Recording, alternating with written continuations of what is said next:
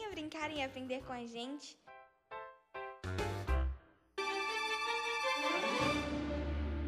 Direto do plenário está de volta, já com imagens do plenário do Supremo Tribunal Federal. Continuação do julgamento conjunto a partir de agora, ao vivo, direto do plenário. Sentemos.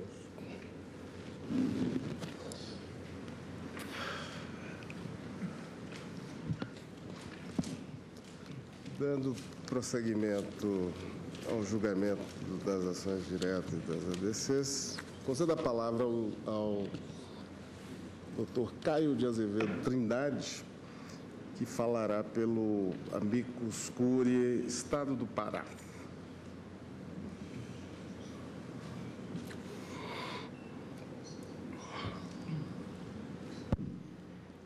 Excelentíssimo senhor ministro Joaquim Barbosa, digníssimo presidente deste Colégio Supremo Tribunal Federal, senhora ministra Rosa Weber, digníssima relatora de uma das várias ações diretas de inconstitucionalidade, senhora ministra Carmen Lúcia, senhores ministros, senhor Procurador-Geral da República, doutor Rodrigo Janot. Primeiramente, eu queria registrar minha satisfação de, pela primeira vez, estar sustentando perante esta colenda corte, em que pese já seja procurador do Estado há 14 anos, nunca tinha tido essa oportunidade. E a felicidade também de poder discutir um tema tão relevante ao Estado do Pará, em que pese o ilustre Sua Excelência, o Advogado-Geral da União, ter afastado a questão federativa dessa discussão, para nós paraenses, ela está presente sim. Em uma das petições iniciais das diversas ADINs, e peço desculpa para não me recordar qual delas, há uma passagem do professor Paulo Bonavides, em que ele deixa bem claro que a doutrina constitucional brasileira sempre considerou que, em que pese o nosso sistema bicameral, a representação dos deputados estaduais não é apenas da população, mas também dos estados. E isso nós podemos ver na realidade brasileira. Pois bem, a população paraense tem sofrido em diversas situações essa constante ofensa ao Pacto Federal. São diversos os casos em que o Estado do Pará tem tido subtraído diversos direitos constitucionais, e em decorrência disso a sua própria população, em razão deste pseudo-federalismo que vivemos hoje. E eu trago 3 exemplos breves, mas que são muito importantes ao final para o deslinde do feito. O primeiro é a enorme dificuldade que não só o Pará, mas todos os estados da federação têm passado em decorrência da crescente diminuição das receitas transferidas pela União. DRU, isenções tributárias, criações de contribuições sociais apenas para desvincular a receita dos estados, tem trazido enorme dificuldade para a população paraense. A Lei Candir, que há 18 anos impõe ao paraense, impõe ao Estado do Pará a desoneração, senhores ministros, de 30% do nosso PIB. Enquanto a média nacional é 10%, o Pará não pode tributar 30% de sua receita. E a tão esperada e prevista na legislação brasileira compensação financeira nunca foi regulamentada pela União.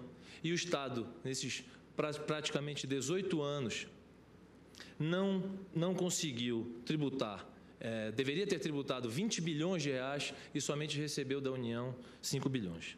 Ao lado disso, nós temos o Estado do Pará sendo polo de grandes projetos, e esses grandes projetos, naturalmente, acarretam uma enorme migração populacional. E aí eu entro especificamente no caso em tela.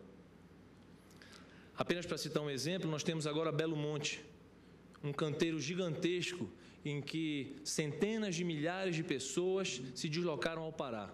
Como dar saúde, segurança, educação, lazer, infraestrutura a toda essa população, se ela não tem a representação adequada perante o Congresso Nacional? Se nós pegarmos o último censo de 1999, o Estado do Pará tinha 5.700.000 habitantes. E agora, com a nova resolução do TSE, acolhendo o censo de 2000, mais de 2 milhões de pessoas passaram a viver no Pará. Como, repito, sem adequada representação legislativa, esse povo pode aspirar da federação uma melhor condição de vida no futuro. Bom, feito esse introito, a discussão que se põe em tela é exatamente essa, senhores ministros: federalismo. E o Pará tem levantado essa bandeira há muito tempo na discussão, na redimensão do Pacto Federal. A resolução número 23389 do TSE, sem a menor sombra de dúvida, fez cumprir o Pacto Federal, prestigiando o artigo 45 da Constituição da República. E aqui estamos nós, de novo, ante a tal encruzilhada do federalismo, porque os estados supostamente, e coloco entre aspas essa expressão, prejudicados, pretendem rever a decisão do Tribunal Superior Eleitoral, que apenas fez cumprir a Lei Complementar 78 e a Constituição da República. E eu coloco entre aspas esse prejuízo porque nós não sabemos o dia de amanhã, e talvez amanhã essa população migre para esses estados que hoje não querem ceder o seu número em obediência à representação proporcional exigida pela Carta Magna. Bom, eu passo a análise especificamente dos argumentos de inconstitucionalidade da Lei Complementar 78, uma vez que consideram, assim como os pareceres da Procuradoria-Geral da República e da União, que não é cabível a ação direta de inconstitucionalidade com relação às normas secundárias, a essa norma do Tribunal Superior Eleitoral, que, na verdade, tem efeitos absolutamente concretos, porque ela apenas utiliza o censo e determina o número de parlamentares por cada estado, e não tem conteúdo normativo, e se houvesse alguma inconstitucionalidade, ela seria meramente reflexa.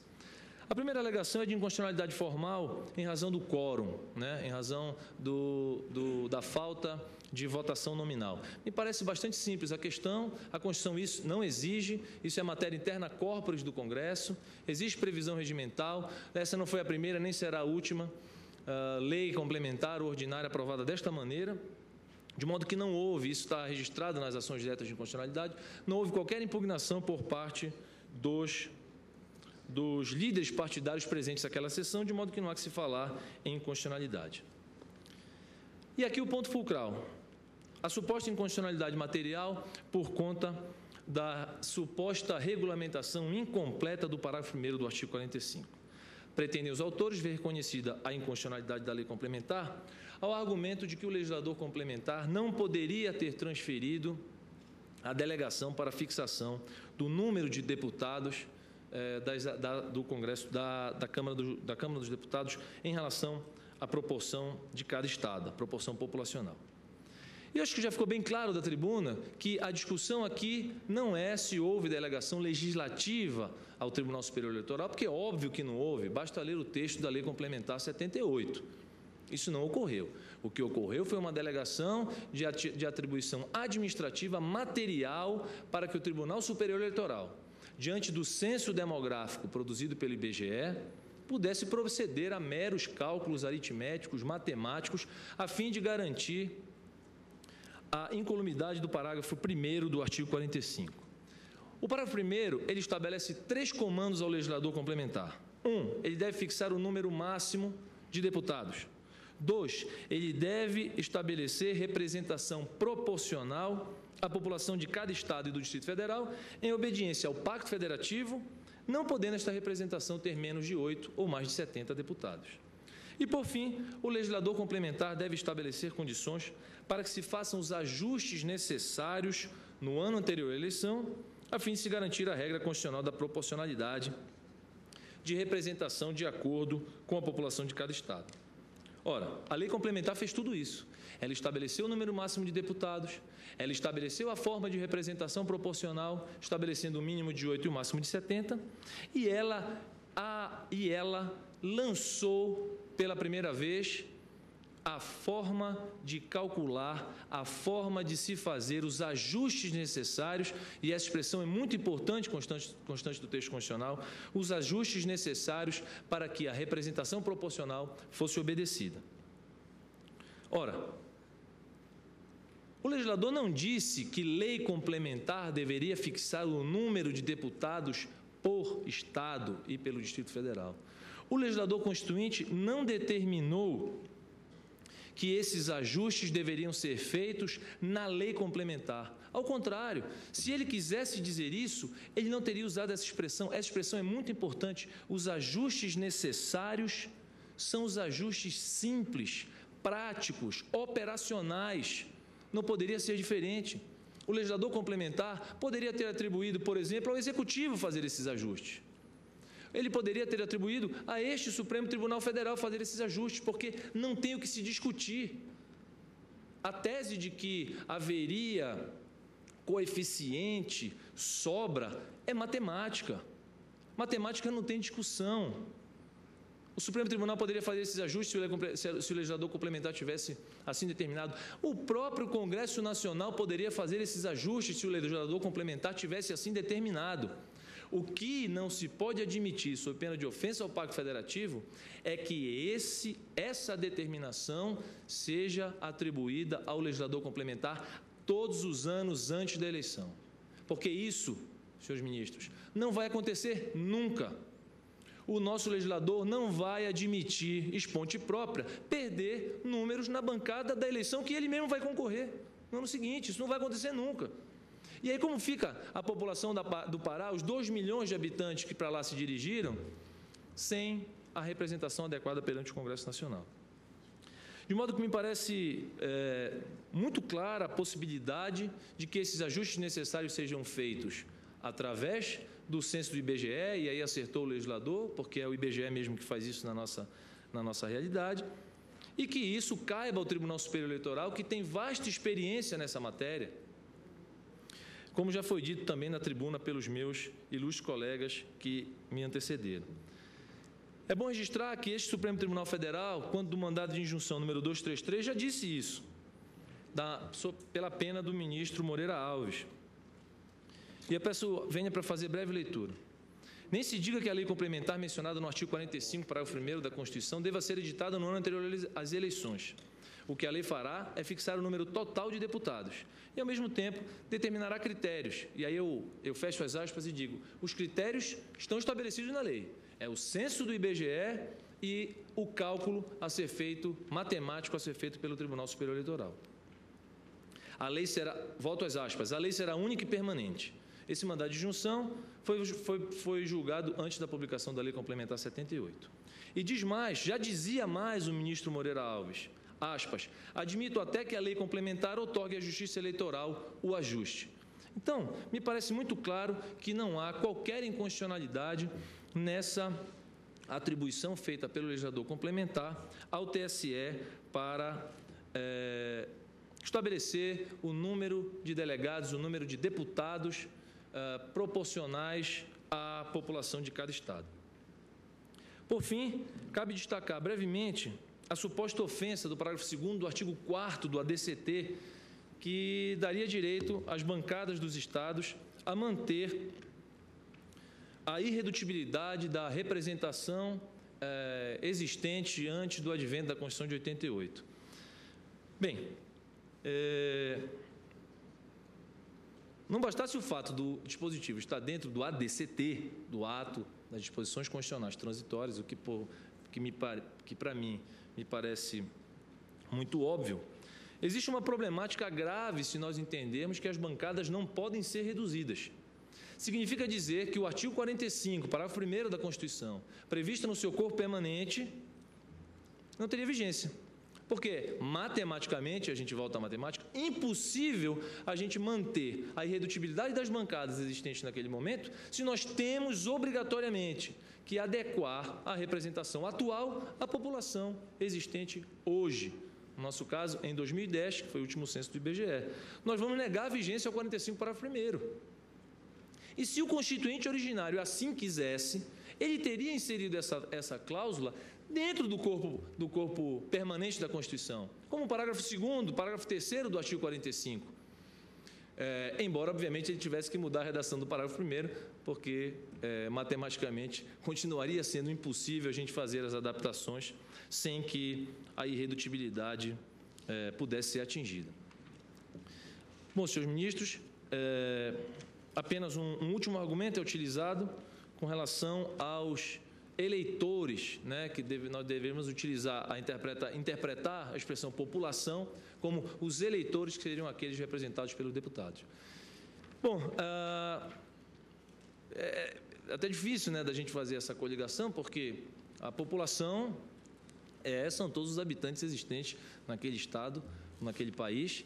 E quando o Constituinte originário quis dizer que eram os eleitores que deveriam ser considerados, ele fez expressamente nos artigos que tratam da iniciativa de lei, da iniciativa popular de lei, em que ele estabelece percentuais ou número mínimo de eleitores.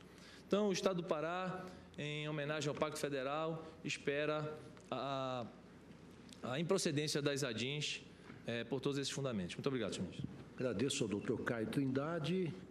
Concedo a palavra ao doutor Rodrigo Janot Monteiro de Barros, eminente procurador-geral da República. Excelentíssimos senhores relatores, excelentíssimo senhor presidente, excelentíssimos senhores ministros,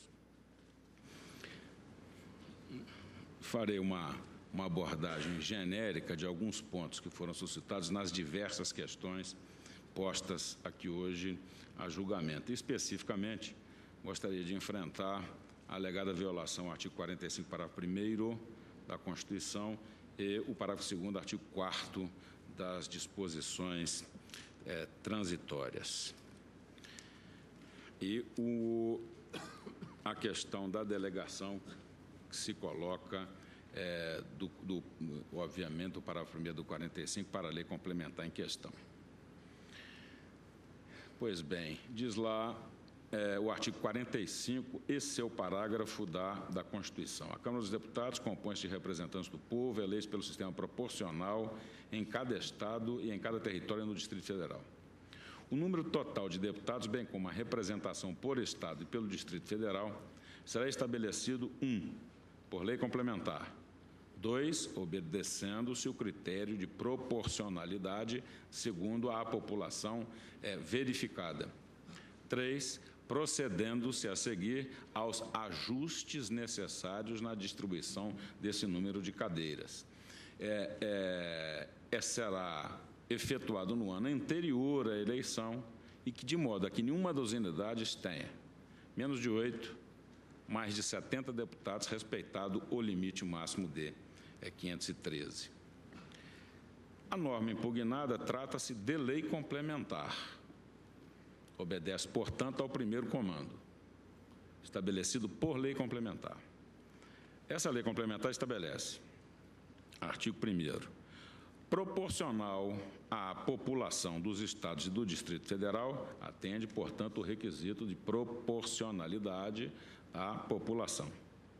Não ultrapassará, aí vem os balizamentos numéricos, 513, e a verificação da proporcionalidade se dará com a aferição da população definida por censo do Instituto Brasileiro de Geografia e Estatística, que dará o quantitativo populacional para que se possa aplicar os critérios aritméticos e se chegar à definição do número de cadeiras.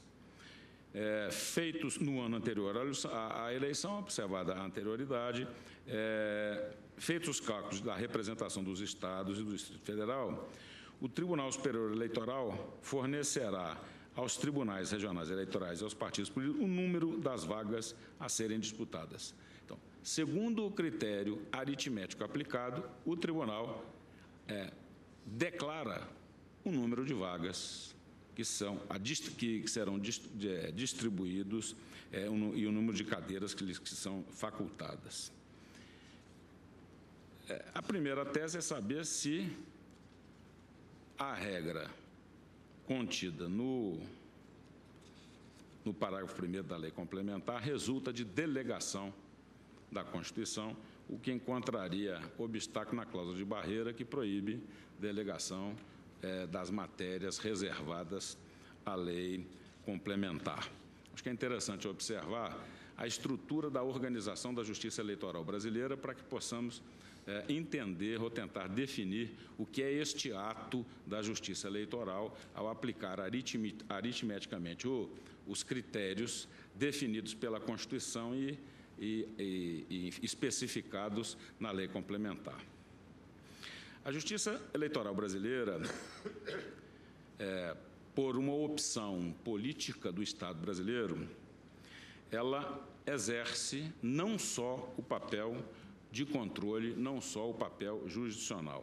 Ela também tem outras características, e uma delas é aquela authority em matéria de eleições. O sistema eleitoral, o sistema político eleitoral brasileiro, de opção do ordenamento jurídico brasileiro, foi de concentrar na Justiça Eleitoral funções não só jurisdicionais de controle propriamente ditas, mas também administrativas e de regulação. Entende o Ministério Público que, na aferição dessa eventual delegação, devemos observar se ela se enquadra na função administrativa que é conferida à Justiça Eleitoral, que não dispõe somente do poder jurisdicional, do poder de controle no que se refere à regulação das eleições. E, com efeito, a Justiça Eleitoral, no particular, compete a ela, são atribuídas todas as tarefas de administração das eleições, que vão desde a criação, manutenção de cadastro de eleitores, registro, documentação de atos partidários, prática de atos relativos à realização das eleições propriamente ditas, fiscalização das eleições, poder de polícia, apuração, proclamação de resultados, etc. Entende o Ministério Público que é nesse rol de atividades administrativas conferidas à Justiça Eleitoral, que ultrapassa a tradicional concepção do poder meramente jurisdicional, é que se insere essa declaração da Justiça Eleitoral do número de cadeiras disponíveis aos diversos entes federados, aplicando um cálculo aritmético segundo critérios fixados, primeiro, na Constituição e, segundo, por lei complementar, como exigido no parágrafo único do artigo 45 da Constituição. Entende, portanto, o Ministério Público não se tratar, na espécie, de delegação legislativa, vedada, claro, segundo a cláusula de barreira da delegação em matéria reservada à lei complementar, mas atividade inserida no âmbito da administração das eleições, conferida, sim, por lei complementar, em atenção ao comando constitucional. Acho que é importante observar, como dito da tribuna pelo ilustre patrono do Estado do Pará, é que esse tipo de definição aritmética da distribuição das cadeiras, eu vejo muita dificuldade em que isso possa acontecer no âmbito do Parlamento, na medida em que os contramajoritários atuarão de maneira obstativa os majoritários atuarão de maneira obstativa aos contramajoritários, de modo a que não se permita a alteração da distribuição regular das cadeiras da representação popular. Então, entendendo que não há delegação da matéria e que é conveniente ao processo democrático que essa definição, que essa declaração do número de cadeiras seja definida pela Justiça Eleitoral segundo a sua função administrativa, entende o Ministério Público não haver inconstitucionalidade no particular. O último argumento é de que haveria ofensa ao artigo 4º, parágrafo 2º das disposições transitórias. Diz lá, artigo 4º, o mandato do atual presidente da República terminará em 15 de março de 90. Parágrafo 2º. É assegurada a irredutibilidade da atual representação dos Estados e do Distrito Federal na Câmara dos Deputados. Ora, isso é uma norma episódica de efeito limitado e que se exauriu no tempo. Isso aí teve eficácia para a primeira eleição que se seguiu à edição da Constituição da República.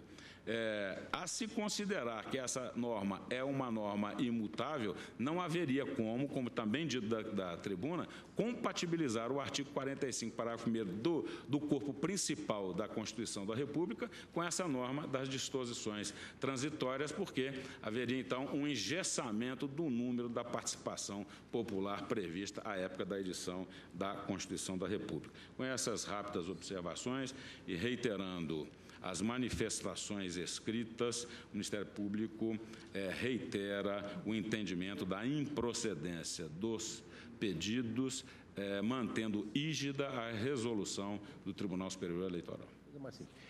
Eu agradeço ao doutor Janot e vou fazer uma consulta ao plenário. O eminente relator acaba de me informar que tem o voto, como sempre, muito substancioso, muito longo, denso, do ponto de vista doutrinário e jurisprudencial, e que, eventualmente, a leitura deste voto ultrapassaria o tempo regulamentar da sessão. Existem alguns colegas que têm compromissos já pré-agendados, e então eu consulto os pares, mas já... Pois não? Em razão do dia de amanhã, que não haveria sessões no Supremo, eu antecipei a sessão ordinária do Tribunal Superior Eleitoral para uma extraordinária às 19 horas. Pois não. E temos expediente naquele tribunal também. Eu agradeço a informação de Vossa Excelência. O ministro é integrante da Corte, vice-presidente. Pois não. Então, isso reforça, digamos assim, o encaminhamento, a meu ver, de uma decisão no sentido que nós adiemos essa leitura para a próxima sessão e consulta os pares se podemos retomar alguma questão mais simples até por volta das 18 horas. Estão de acordo? Então, fica adiado a leitura do voto, suspenso esse julgamento. Ministro Gilmar, depois a gente retomaria na outra sessão, na quarta, porque não tem sessão amanhã. Ministro Marco Aurélio. Presidente, Vossa Excelência sabe que eu estimo muito observar um balizamento horário, né? E confesso a Vossa Excelência que terei que me ausentar às 18 horas e gostaria de ouvir o voto do ministro Gilmar Mendes sobre a matéria. Agora, Sua Excelência aponta que o voto, porque o tema é um tema que exige, é um voto substancioso, né? Por isso eu penso que, ante até mesmo a sessão do Tribunal Superior Eleitoral já marcada, nós devemos deixar para colher os votos na próxima assentada, inclusive o voto da ministra Rosa Weber. Pois não. Eu creio que isso é consenso. Ministro Barroso, Vossa Excelência adere a essa orientação. Então, esse julgamento está suspenso, será retomado na próxima sessão. Vamos... O que é que podemos julgar?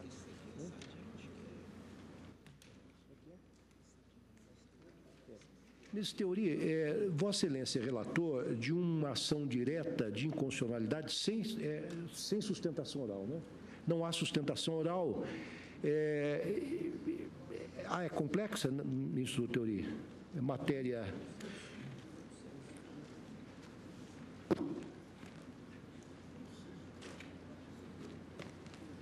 Vossa Excelência está pronto para julgar? Então, apregou a ação direta de inconstitucionalidade de número 800, que procede do Rio Grande do Sul, sendo relator Sua Excelência o ministro Teori Zavascki, requerente o Partido Socialista Brasileiro, PSB, e a parte adversada é o governador do Estado do Rio Grande do Sul. Vossa Excelência está com a palavra para relatório e voto. Senhor presidente, esse caso estava pautado para uma sessão anterior, eu já fiz distribuir voto, relatório e voto, de modo que eu vou fazer um resumo aqui do relatório. Trata de ação direta de inconstitucionalidade proposta pelo Partido Socialista Brasileiro, tendo por objeto o decreto 34.417 do Estado do Rio Grande do Sul, que autoriza a cobrança de pedágio de rodovia estadual RS 135. Então, eu transcrevo aí o decreto. Sustenta a requerente, em suma, que a cobrança de pedágio somente pode ser instituída por lei, princípio da legalidade estrita, já que se trata de taxa, que é uma espécie de tributo, e não de preço público. Esse é o cerne da questão, saber se pedágio é taxa ou preço público. Assim, além de ofender as normas da Constituição do Estado, artigo 82.5 limita o campo normativo dos decretos expedidos pelo governador do Estado à regulamentação de leis, e artigo 52.2, que confere à Assembleia Legislativa a competência para a instituição de tributos estaduais. O decreto impugnado ofende o artigo 150.5 da Constituição Federal, que confere caráter tributário ao pedágio. O pedido liminar foi indeferido, eu transcrevo a ementa do acórdão aqui do Supremo. Houve prestação de informações, o parecer da Procuradoria da Advocacia é pela improcedência, da mesma forma é o parecer da Procuradoria-Geral da República. Esse é o sintético relatório, senhor presidente. Vossa Excelência prossegue. O meu voto, senhor presidente, é no sentido da improcedência. A base normativa, a base constitucional autorizativa da cobrança de pedágio é o artigo 150(5) da Constituição, que dispõe: sem prejuízo de outras garantias asseguradas ao contribuinte, é vedado aos Estados, ao Distrito Federal e aos municípios. 5. Estabelecer limitações ao tráfico de pessoas por meio de tributos interestaduais ou intermunicipais, ressalvada a cobrança de pedágio pela utilização de vias conservadas pelo poder público. Essa norma reproduz, em linhas gerais, o que constava no artigo 20 da Constituição de 67, que nas limitações ao poder tributário estabelecia vedado à União, etc., estabelecer limitações ao tráfico no território nacional de pessoas ou mercadorias por meio de tributos interestaduais ou intermunicipais, exceto o pedágio para atender ao custo de vias de transporte. Disposição semelhante constava da Constituição de 46, artigo 27, que eu também reproduzo no voto. Contudo, a emenda constitucional 0169 não repetiu a parte final dessa disposição, limitando-se a dispor: é vedado à União, aos Estados, ao Distrito Federal e aos municípios estabelecer limitações ao tráfico de pessoas ou mercadorias por meio de tributos interestaduais ou intermunicipais. A falta de referência à cobrança de pedágio no regime constitucional precedente, de 69, despertou a controvérsia a respeito da natureza dessa exação, ser tributária ou não tributária. Divergência que persiste, especialmente no âmbito doutrinário.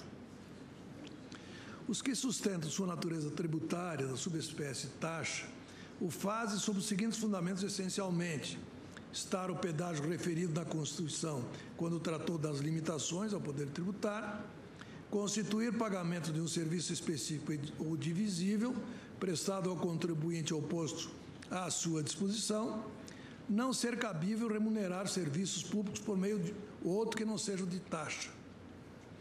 Já os que sustentam tratados de preço público com a natureza contratual o fazem com base nas seguintes considerações: a inclusão no texto constitucional apenas esclarece que, apesar de não incidir tributo sobre o tráfico de pessoas ou bens, pode excepcionalmente ser cobrado o pedágio, espécie jurídica diferenciada. Não existir compulsoriedade na utilização de rodovias. E a cobrança se dá em virtude da utilização efetiva do serviço, não sendo devida com base no seu oferecimento potencial. A discussão doutrinária a respeito do tema foi, de alguma forma, contaminada pela figura do denominado selo pedágio, previsto na Lei 7.712, de 88, que a segunda turma do Supremo, com toda razão, considerou tratar-se de taxa. É que dito selo pedágio foi instituído pela Lei 7.712, que assim o disciplinou. Eu transcrevo aqui essa lei, mas o mais importante é o seguinte: conforme se vê dessa lei, tratava-se de uma exação compulsória a todos os usuários de rodovias federais, por meio de um pagamento renovável mensalmente. O artigo 3º deixava isso bem claro. O artigo 3º do Decreto 97.532. Independentemente da frequência do uso das rodovias, era cobrado antecipadamente como contrapartida a um serviço específico ou divisível prestado ao contribuinte ou posto à sua disposição. Há, como se percebe, profundas diferenças entre o selo pedágio previsto na Lei de 88 e o pedágio, tal como hoje disciplinado. Esse último somente é cobrado se, quando e cada vez que houver efetivo uso da rodovia, o que não ocorria com o selo pedágio, que era exigido em valor fixo, independentemente do número de vezes que o contribuinte fazia uso das estradas durante o mês. Essas profundas diferenças entre um e o outro indicam, sem dúvida, que a decisão da segunda turma do STF no RE 181.475, tratando do selo pedágio, não pode servir de paradigma na definição da natureza jurídica do pedágio. Ressalta-se ainda que a Lei 8.075, que entrou em vigor em 17 de agosto de 90, revogou a Lei 7.712 e extinguiu a cobrança do selo pedágio. Considerando a atual configuração jurídica do pedágio, o plenário dessa Corte, a julgar a medida cautelar dessa ADI, decidiu, por unanimidade, que pedágio é preço público. Eis a ementa. Tudo está a indicar, entretanto, que se configura, no caso, mero preço público, não sujeito aos princípios invocados, carecendo de plausibilidade, por isso, a tese da inconstitucionalidade. De outra parte, não há falar em perigo in mora, já que se risco de dano existe no pagamento do pedágio, o mesmo acontece na frutação do seu recebimento, etc. O ministro Gilmar Galvão, em seu voto, entendeu que o pedágio é espécie de preço público por não ser cobrado compulsoriamente de quem não utilizar a rodovia. Ou seja, é uma retribuição facultativa, paga apenas mediante o uso voluntário de serviço. Em suas palavras, por isso mesmo que de tributo não se trata, mas sim de tarifa. Não pode ser exigido indiscriminadamente pela utilização de todas as rodovias, mas tão somente em relação a estradas que apresentam condições especiais de tráfego, via expressa de alta velocidade e segurança, seja bloqueada e ofereça possibilidade alternativa para o usuário, outra estrada que o conduza livremente ao mesmo destino, embora em condições menos vantajosas de tráfego. Cita Eli Lopes Meireles. No caso dos autos, disse ainda o ministro Gilmar Galvão, resta saber se a rodovia estadual R35, que liga Passo Fundo a Erechim, apresenta as características de estrada especial, etc. Na verdade, o enquadramento do pedágio como espécie tributária, taxa ou não, serviço público, preço público, independe de sua localização topológica no texto constitucional, mas sim do preenchimento ou não dos requisitos previstos no artigo 3º do Código Tributário Nacional, e delimita o conceito de tributo. Tributo é toda prestação pecuniária compulsória, em moeda ou cujo valor nela se possa exprimir, que não constitua sanção de ato ilícito, instituída em lei e cobrada mediante atividade administrativa plenamente vinculada. E, a despeito dos debates na doutrina e na jurisprudência, é irrelevante também para a definição da natureza jurídica do pedágio a existência ou não de via alternativa gratuita para o usuário trafegar. Essa condição não está estabelecida na Constituição. É certo que a cobrança do pedágio pode importar indiretamente em forma de limitar o tráfego de pessoas. Todavia, essa mesma restrição, em grau ainda mais severo, se verifica quando, por insuficiência de recursos, o Estado não constrói rodovias ou não conserva adequadamente as que existem. Consciente dessa realidade, a Constituição autorizou a cobrança de pedágio em rodovias conservadas pelo poder público, e não obstante a limitação do tráfego que tal cobrança possa eventualmente acarretar. Assim, a contrapartida de oferecimento de via alternativa gratuita como condição para a cobrança de pedágio não é uma exigência constitucional. Ela, ademais, não está sequer prevista em lei ordinária. A Lei 8.987, que regulamenta a concessão e permissão de serviços públicos, nunca impôs tal exigência. Pelo contrário, nos termos do seu artigo 9º, parágrafo 1º, alterado pela Lei 9.648 de 98, a tarifa não será subordinada à legislação específica anterior e somente nos casos expressos previstos em lei. Sua cobrança poderá ser condicionada somente nos casos expressamente previstos em lei. Sua cobrança poderá ser condicionada à existência de serviço público alternativo e gratuito para o usuário, fecha aspas. Segundo a jurisprudência afirmada nessa Corte, o elemento nuclear para identificar e distinguir taxa e preço público é o da compulsoriedade, presente na primeira e ausente na segunda, como faz certo, aliás, a súmula 545. Preços de serviços públicos e taxas não se confundem, porque essas, diferentemente daqueles, são compulsórias e têm sua cobrança condicionada à prévia autorização orçamentária em relação à lei que os instituiu. Esse foi o critério para determinar, por exemplo, que o fornecimento de água é serviço remunerado por preço público. Eu cito aqui o precedente da primeira turma nesse sentido.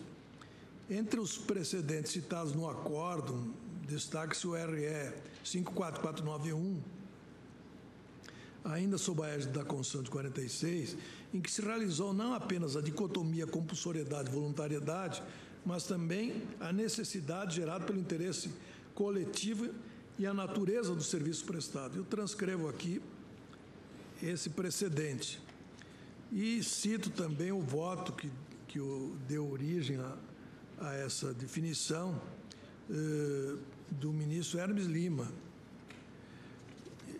O critério distintivo da compulsoriedade e voluntariedade foi mantido pelo Supremo quando definiu a contraprestação paga pelo fornecimento de energia elétrica como preço público. Eu cito aqui o RE 576-189, que Vossa Excelência foi relator, senhor presidente. E, na oportunidade, colocou no seu voto o seguinte: bem analisada a questão, constato que tais encargos carecem do requisito da compulsoriedade, elemento sem o qual não há falar em tributo, embora estejam presentes na conformação deles as demais notas que integram a definição legal acima transcrita. Em suma, senhor presidente, fazendo uma síntese do voto que eu fiz distribuir, no atual estágio normativo constitucional, o pedágio cobrado pela efetiva utilização de rodovias não tem natureza tributária, mas sim de preço público, não estando, consequentemente, sujeito ao princípio da legalidade estrita. Eu voto pela improcedência do pedido formulado na ação direta, confirmando, aliás, os termos da liminar concedida por esse plenário. É o voto.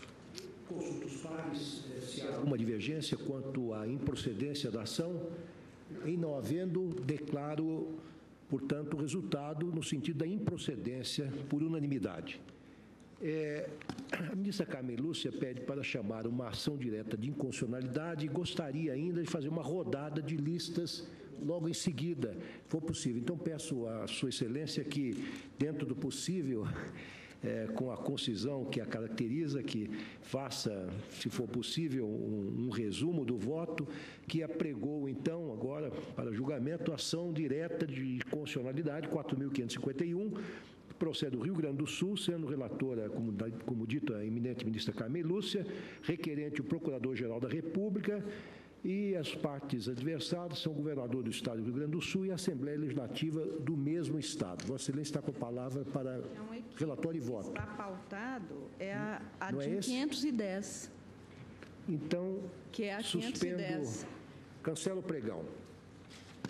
Apregou, então, a ação direta de inconstitucionalidade 510, que procede do Amazonas. Vossa Excelência é relatora, ministra Carmen Lúcia, requerente governador do Estado do Amazonas e intimada aqui, no caso, a Assembleia Legislativa do Estado do Amazonas. Vossa Excelência está com a palavra. Agradeço a Vossa Excelência, presidente. Essa ação, como Vossa Excelência está vendo pelo número, foi ajuizada aqui em 1991.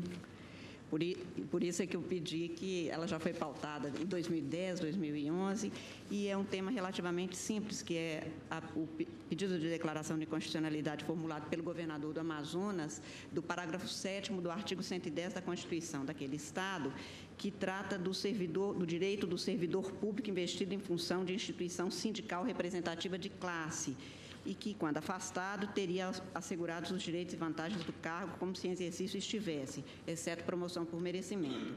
A alegação é de incompatibilidade com os artigos 8º e inciso 8 do artigo 25 e 38 da Constituição.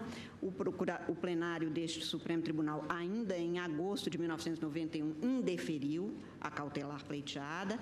Houve prestação das informações. Como eu disse, foi no processo constituinte, derivado, que essa norma foi introduzida na Constituição. A Advocacia Geral da União opinou pela improcedência da ação, o Procurador-Geral da República opinou pela procedência ao argumento de inconstitucionalidade formal, afirmando que a iniciativa de projeto de lei sobre servidor teria de ser do Executivo. Só que aqui é Constituição do Estado, não é legislação infraconstitucional. Por isso é que foi feita pela Assembleia Legislativa na função de constituinte derivado.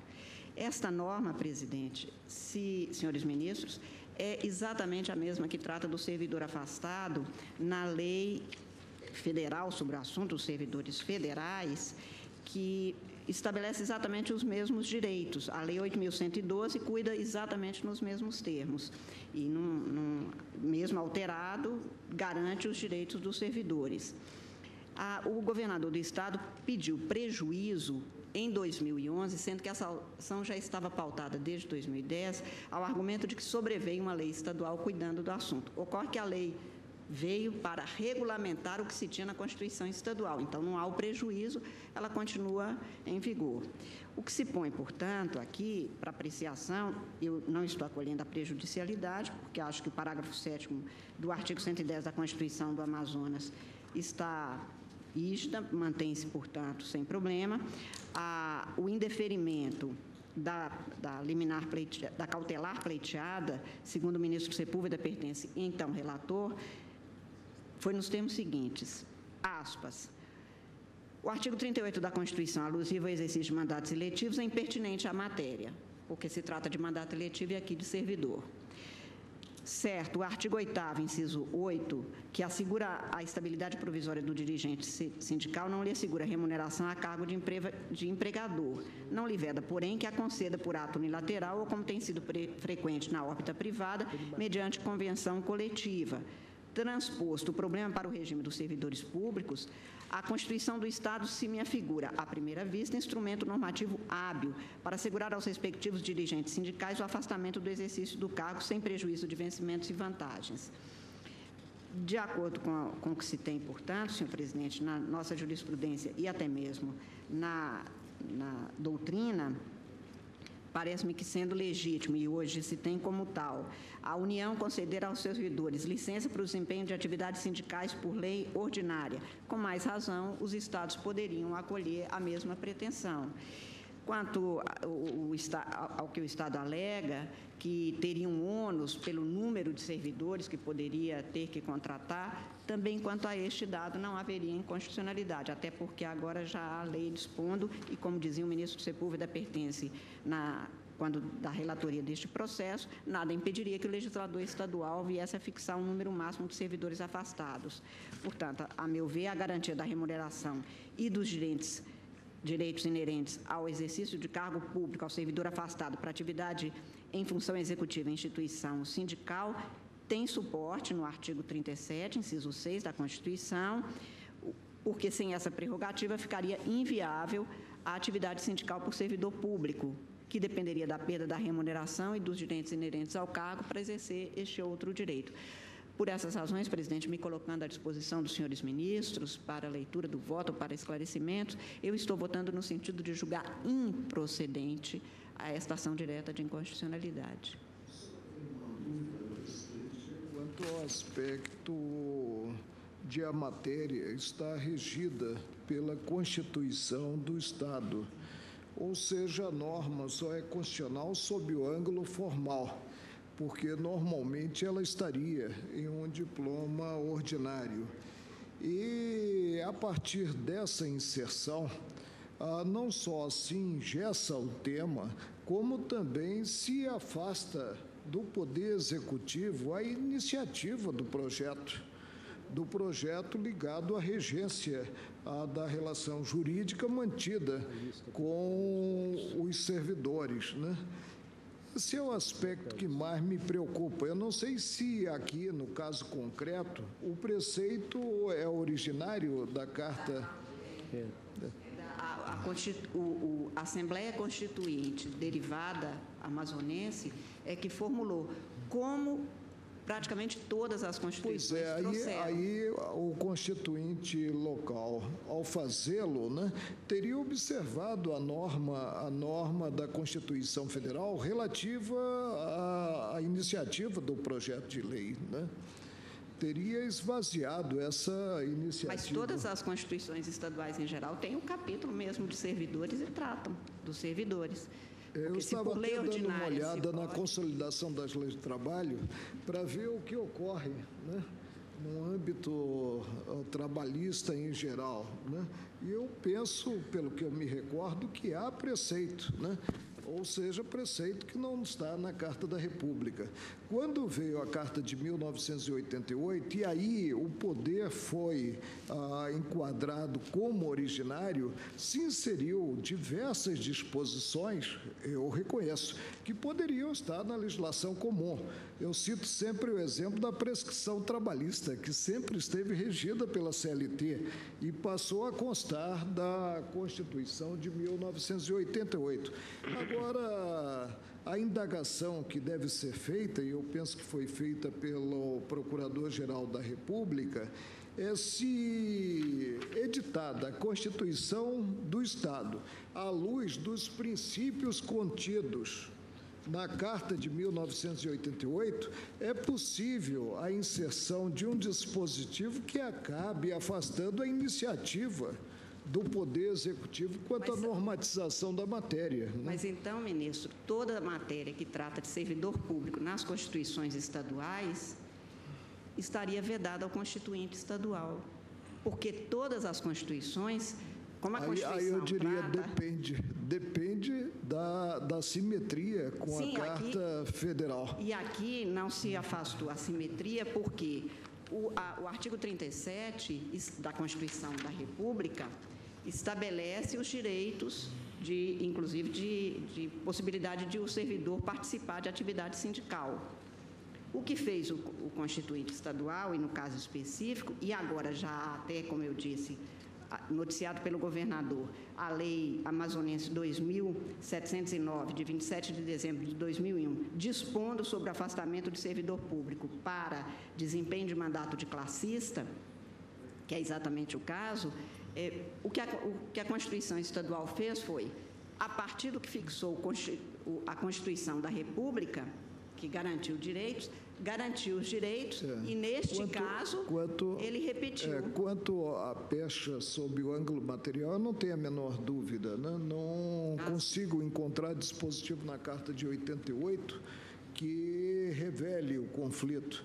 Agora, estou convencido de que precisamos atuar com um rigor maior para obstaculizar um verdadeiro drible ao que previsto na Carta Federal em termos de iniciativa do Poder Executivo, consideradas as constituições estaduais. Por isso, eu vou pedir vênia, presidente, para julgar procedente o pedido formulado sob o ângulo, repito, formal e não material.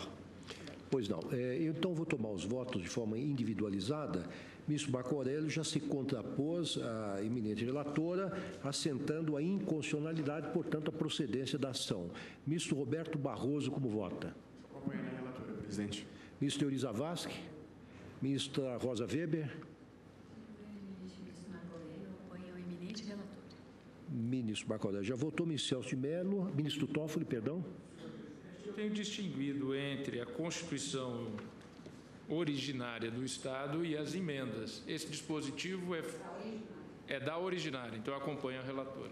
Ministro Celso de Mello. Pedindo vênia, eu acompanho a relatora também. Eu também peço vênia à divergência, acompanho a relatora, proclamo o resultado por maioria, julgado improcedente a ação, vencido o ministro Marco Aurélio. Vamos chamar as listas agora? Ministro Celso de Mello, Vossa Excelência traz a julgamento a lista número 3. Se você puder chamar a lista 2 e a 3...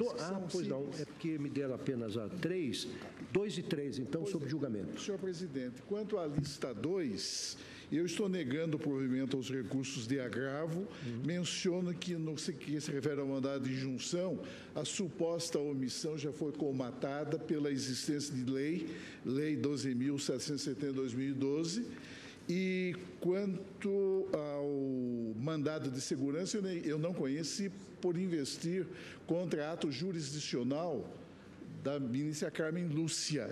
Na linha da nossa jurisprudência, entendemos que não tem cabimento, especialmente, como no caso, quando já transitou em julgado a decisão impugnada em sede mandamental. No caso do item número 2, a lista 2, a ministra Carmen está impedida, porque ela figura como autoridade coatora. Não é mesmo? E quanto ao item 3, eu também estou negando o provimento do recurso de agravo, porque você cuida de ação rescisória que objetiva desconstituir decisão do Supremo que sequer julgou o fundo da controvérsia. então incidem aquela súmula que diz que não se conhece da ação rescisória quando o Supremo Tribunal Federal sequer aprecia o fundo da controvérsia material. Portanto, estou negando o provimento a todos os recursos de agravo relacionados à lista 2. Pois não, consultos pares, não há divergência, negar o provimento por votação unânime, assinalado o impedimento da ministra Carmen Lúcia, no item número 2 da lista 2. Portanto, é o agravo regimental do mandado de segurança 32.880 do Rio de Janeiro. Isso, perfeito. Vossa Excelência prossegue com a palavra para o julgamento da lista 3. Senhor presidente, quanto à lista 3, são embargos de declaração que eu estou rejeitando por inocorrerem os pressupostos de embargabilidade. Pois não. Todos de acordo? Rejeitaram por unanimidade. Os embargos. Os embargos. Lista 1, né? Bom, agora, pela ordem de antiguidade, toca a mim julgar as listas. Na lista número 1, já antecipando meu voto, e que fiz distribuir previamente a Vossas Excelências, estou acolhendo os embargos para prestar esclarecimentos, sem, contudo, emprestar-lhes efeito modificativo. Aqui eu digo o seguinte: não há razão e nem poderia o TST submeter o incidente de inconstitucionalidade do artigo 71, parágrafo 1º da Lei 8.666/93, uma vez que a decisão proferida pelo STF possui efeito vinculante em relação aos demais órgãos do Poder Judiciário. Deve, então, a Corte Trabalhista proferir novo julgamento, observando a decisão desta Corte na DC 16 do Distrito Federal. Não estou recebendo os embargos apenas para consignar essa observação que acabo de fazer, mantendo, enfim, a decisão originalmente proferida e ora combatida. Todos de acordo? Então, acolher os embargos nos termos do voto do relator.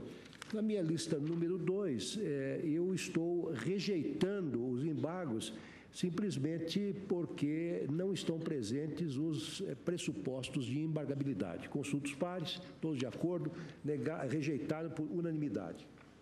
Ministra Carmen Lúcia, Vossa Excelência traz a julgamento a lista 2. Sim, presidente. No item 2 está impedido o ministro Teori Zavascki, gostaria de acentuar. E eu estou retirando o item 4, que se trata de matéria de improbidade, que o ministro Teori também gostaria de trazer voto, então eu trarei para ler o voto. No 2. O texto completo. No 2 há impedimento do ministro Teori, só. Eu tenho aqui um pedido de destaque aqui anotado pelo secretário no 2. Na lista 2, item 2, no agravo, na reclamação 12.799 de Pernambuco. Parece que a advogada presente... Sim, então, neste caso... Não, Vossa Excelência, aguarde um pouco.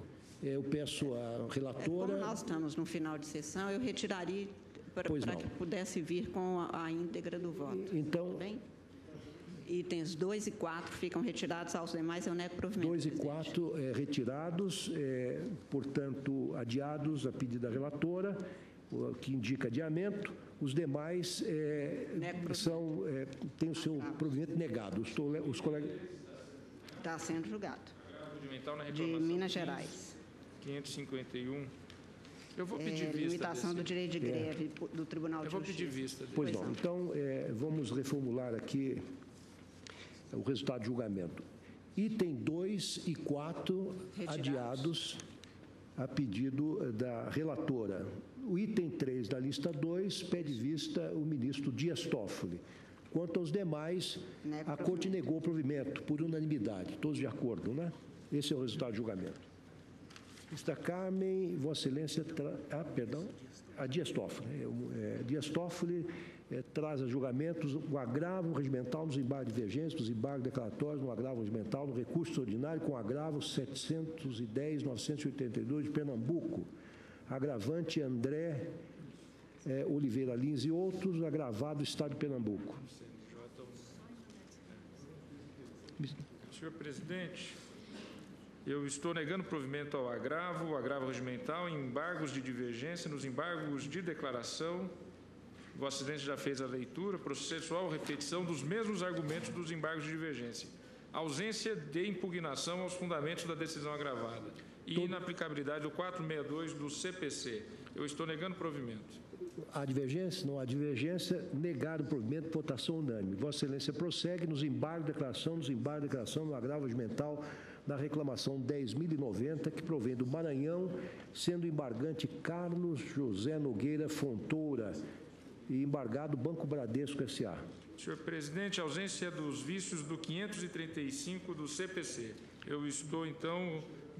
rejeitando. É uma alegação reiteradamente apresentada pelo embargante que já foi satisfatoriamente apreciada na decisão anterior. Então, eu não conheço. Não conhece. São os segundos embargos. Todos de acordo? Não conheceram por votação unânime. Tá bom? Mais alguém tem uma lista? Indago aos eminentes pares se há algo a decidir, matéria urgente. Em não havendo, declaro encerrada a sessão, agradecendo a presença de todos.